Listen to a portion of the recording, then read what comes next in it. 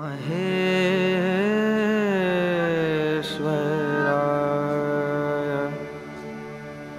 नित्याय शुद्धाय दिगंबराय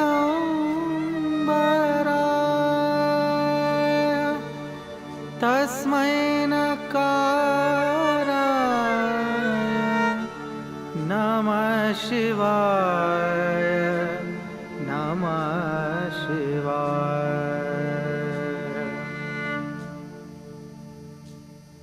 So we used to go to the synagogue. I went to the church and I prayed. And every time before meals we used to say, Our Father which art in heaven, hallowed be thy name. For thy kingdom come. We used to say this and then we say, well, for what we are about to receive, may the Lord make us truly thankful for Christ's sake. You know that?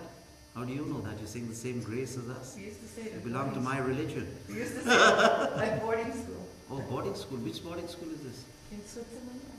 Oh, mine in Switzerland, and I was in India and Nainital, and they said the same grace. Good, uniformity, which we are trying to get. So we used to say this grace and we became very holy and pious. But the moment I was very holy in my thoughts.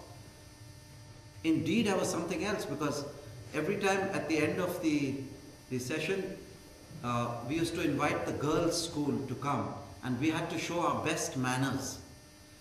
Now, opposite me was a greedy girl, so we had to offer the plates of cakes to them. So what I did is I put my thumb on the cake I liked and I offered.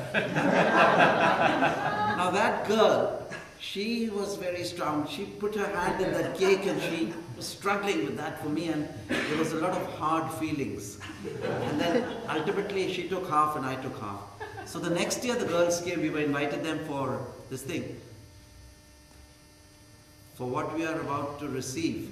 Immediately as I said that, I saw they're all us good Christians. We had our eyes closed, and in thought I was very pure, but indeed I was what I was. So for what we are about to receive, I stretched out, took the meringue. I like the meringue. Pray, Lord, may the Lord make us truly thankful for Christ.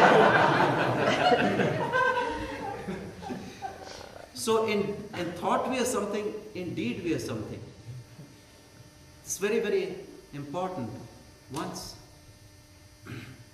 a Christian missionary visited India to convert the pagan Indians into Christianity. He was bringing something new. So this was Christian religion, 2,000 years old. Indian religion traces 20,000 years ago. Anyway, he would come to teach something. The desire to teach. Like a small child teaches his father, no daddy, it's not like this, it's like this. I'll show you. Put on your specs. My grandson tells me, if you can't read, put on your specs. So the Christian missionary was like this. And he was walking through the jungles. He was a holy man. And along from the other side came a lion.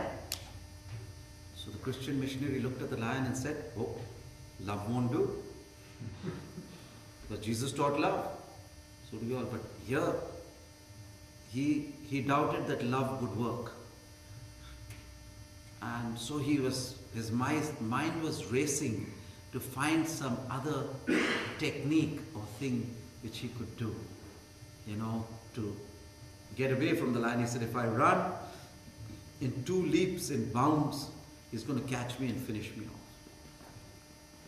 Then he got an idea. He said, I got an idea. Stare at the lion. So the lion came closer and the priest went closer. And he kept his eyes fixed, and the lion came along and the priest went along.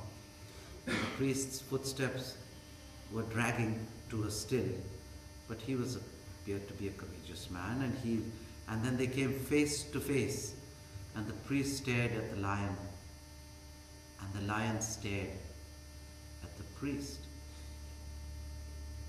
Now this was no ordinary lion. He was a holy lion. And he said his prayers and all his things, and of course in India you can expect such a thing.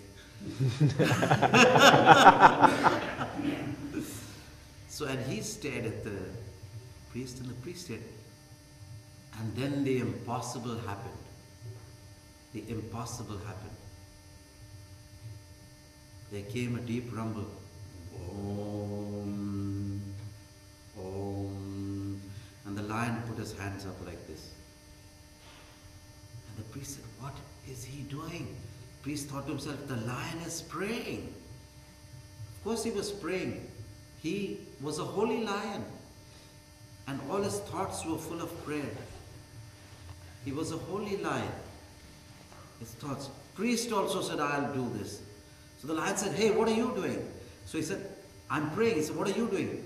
The lion said, I'm saying grace.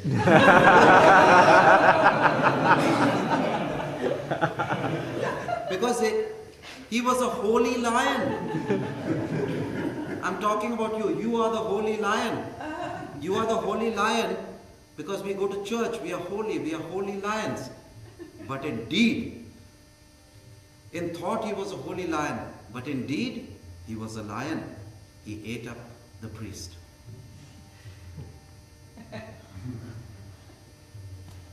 No matter how holy we are in thought, when the time comes, whether it be sex, whether it be greed for money, and whether it be things, our subconscious drive is so powerful that you'll be whoom, like a wave from behind, you'll be taken up in that sex act and you won't know what you've done.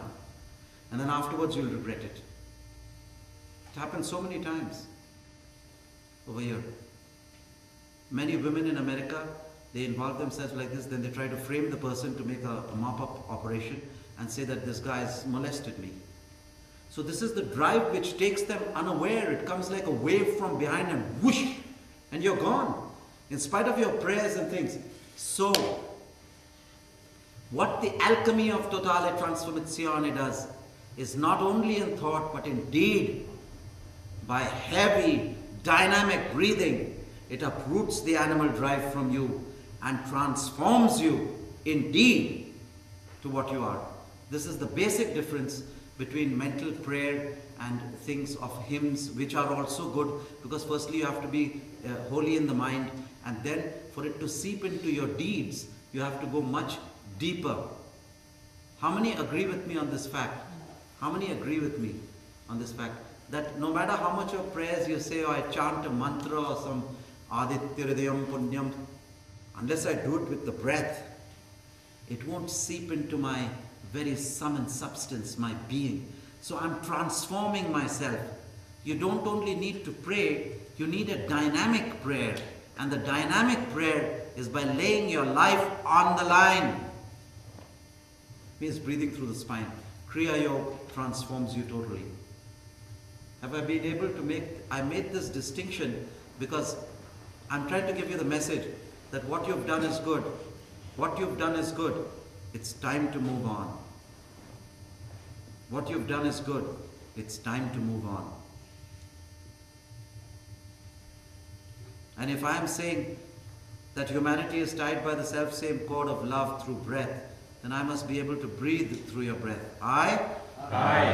Otherwise, my saying is an empty bubble. Right? It is not. It is not. But even if I don't give the experience, breath is still the only prayer.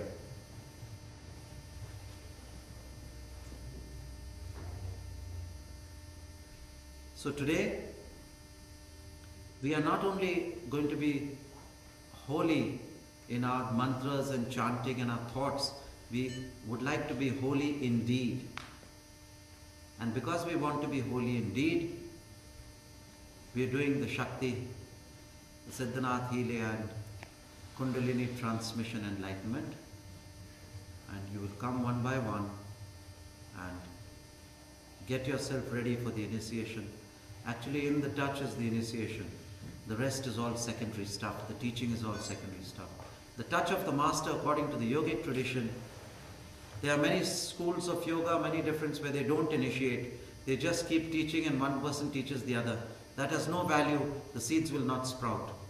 I'm sure you've come to me here to listen to the truth and not to get your ego embalmed. Although I give you the balsam of the sun to protect you against my harsh words. But I have no ego balm, I promise you. I have no ego balm. So only the tough ones will stay. The flighty ones can fly away. Less work for me. Because I carry all your load and then you expect me to take off as the Hamsa swan with so many guys on my back? Lord, give me less.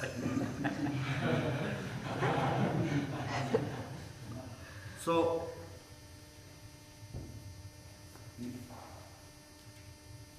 in witness of the fire and the water, I shall initiate you into the sacred science of Shakti, which is in the West called Shi, the Siddhanath healing and enlightenment techniques. And you will come one by one as I give you the touch, the third eye.